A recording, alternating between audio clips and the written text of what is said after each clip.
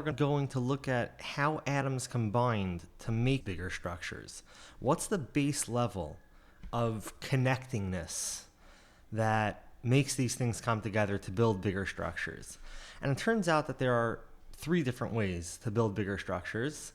Only one of those forms is called a molecule, but the other two forms form other sorts of compounds, and we're going to tackle those in this video as well. Let's get into it. The three forms of bonding are called 1. Covalent bonding, 2. Ionic bonding, and 3. Metallic bonding. And all of these come from different combinations of different types of atoms. Let's first look at covalent bonds. Covalent bonds are what happen when two nonmetals of the same sort get together. Let's take a look at the lightest element, hydrogen, getting together with another hydrogen. Whenever you're dealing with any atom, you see this hydrogen and has one electron hovering around it. But whenever you're dealing with any sort of atom, you're dealing with a structure whose outer limits is defined by the electrons that surround it. Because the electrons are outside of the nucleus, whenever you're going to have one atom interacting with another, you're going to have the electrons interacting, not the nuclei, which are much farther apart. The first thing that comes into contact when an atom reaches another atom are the electrons. So electrons fill up orbitals that are in subshells, that are in shells around the nuclei of the atoms, and only the outermost orbitals are relevant when it comes to that contact between two atoms. That outermost shell, the shell that matters, is called the valence shell. And when atoms are full, when their valence shells are full, they're satisfied. They don't react well with anything else, and often they don't react at all. But when the valence shell has 1 or 2 electrons, so if it just gave up those 1 or 2, it would have a full valence shell right underneath that valence shell that it's currently occupying.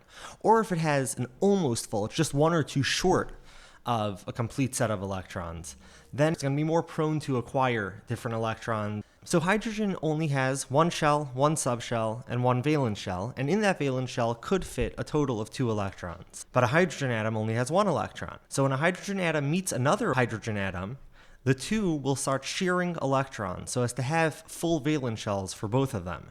They're going to have these 2 electrons in the space of both of their valence shells, and that desire to keep this most stable form of having a full valence shell is what causes this sort of bonding. And we could see it also with oxygen. So oxygen's just a little more complicated because it wants 2 more electrons to fill its valence shell. So it combines with another oxygen to form a covalent bond, shearing the valence shell, covalent, and it will give 2 and take 2. So there's a total of 4 combined being sheared by the 2 of them, and that gives the oxygen, which was too short of a full valence shell, a full valence shell. But the next thing we're going to look at is, what if the 2 atoms aren't the same? What if it's not hydrogen and hydrogen? What if it's not oxygen and oxygen? What if they're 2 different nonmetal elements that are meeting? And for that, let's take a look at ammonia. Here's ammonia, and it turns out that ammonia is made out of hydrogen and nitrogen, so this is exactly the kind of thing we're looking for. The way that these get together is also a type of covalent bond, but it's called a polar covalent bond. When 2 nonmetal atoms of different elements come into close proximity with each other, they sometimes form a bond.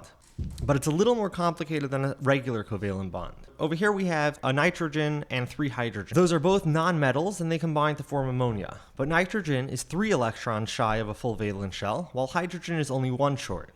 So nitrogen will form 3 distinct bonds, shearing 1 electron in each of them with a hydrogen atom, and also sharing the hydrogen atom's electron, or the hydrogen atom will be sharing its electron with the nitrogen.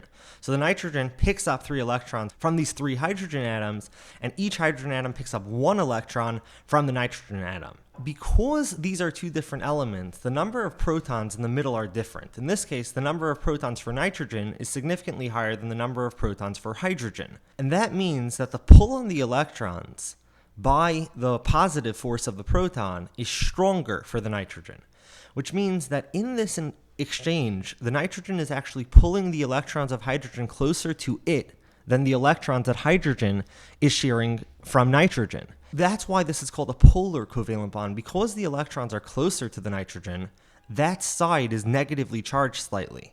as electrons are negatively charged.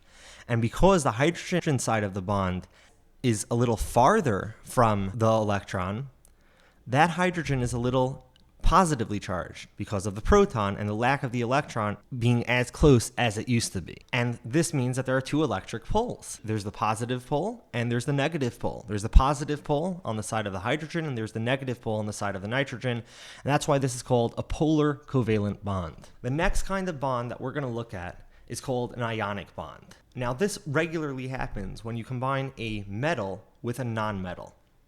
Let's take a look. Over here, we're looking at sodium and chlorine. Chlorine is a nonmetal, sodium is a metal. And let's talk a little bit about the backdrop for ionic bonding before we jump into this specific example that we're looking at. If an atom has just one or two electrons past its most recently filled shell, it's going to be prone to give up those electrons rather readily and be left with a full valence shell. But if an atom needs one or two electrons to fill the valence shell, it's going to be prone to attract those electrons from some nearby atoms. Let's look at this example in front of us of sodium and chlorine. Now, this combines to form something that we're all familiar with, namely table salt. Sodium has one extra electron and is prone to lose an electron to achieve a full valence shell, and chlorine is in the opposite situation where it's one electron short of a full valence shell. So when these two come close enough, chlorine will siphon an electron from the only two willing to give up the electron, sodium. And once that happens, the chlorine is negatively charged because of the extra electron, and the sodium, having lost an electron, is positively charged. And these opposite charges attract each other and bond the two atoms. This is called an ionic bond. Why? Because ions are what we call non-neutral atoms, charged atoms that have either a negative or positive charge. And in this case, the chlorine has a negative charge for having picked up an electron, and the sodium has a positive charge for having given up an electron. And that brings us to the final type of bond, and that's metallic. Let's take a look. Lastly, here are the metallic bonds, and these are much odder than any of the other bonds.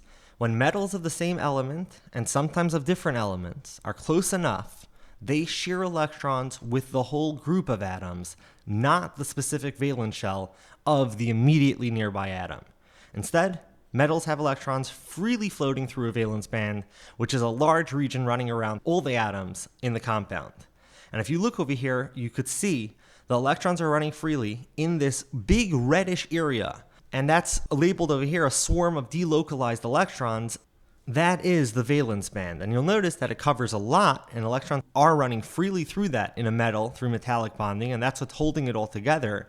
But it's not the entire thing, so there is some limit to where electrons can go in metallic bonding. We've now taken a look at the structure beneath the cell, the molecule, and that's anything that formed with a covalent bond or a polar covalent bond. But we also saw the two other forms of bonding, ionic bonds and metallic bonds, which make the various compounds that we have on Earth today. Next, we're going to look at the brick, the composite part that makes up all of these molecules and other compounds, and that is the atom. What are atoms?